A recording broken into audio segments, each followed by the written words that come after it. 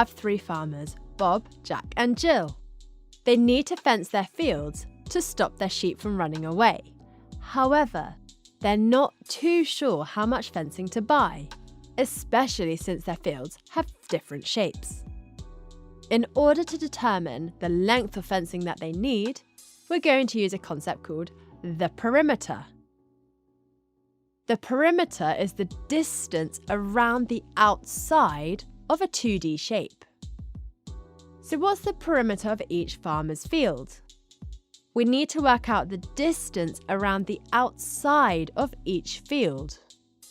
So let's start by finding the perimeter of Bob's simple rectangular farm. Choose a starting point.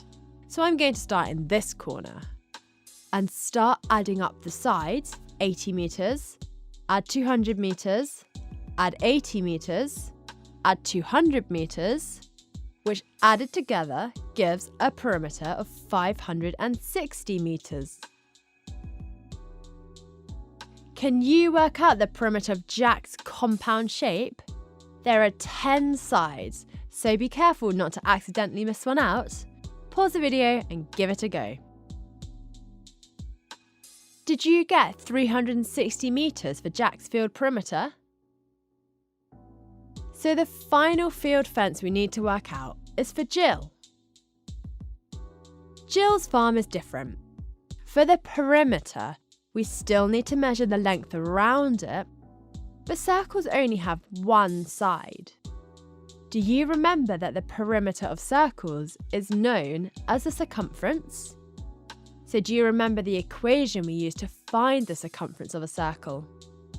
2 pi radius, or pi diameter, whichever one you prefer. Pause the video and work out the circumference of Jill's field to find the perimeter. Did you get 628 metres for the amount of fence Jill needs? So now the 3 farmers know how much fence to buy. Sometimes more complicated perimeters may require you to use both the circumference of a circle and general side lengths.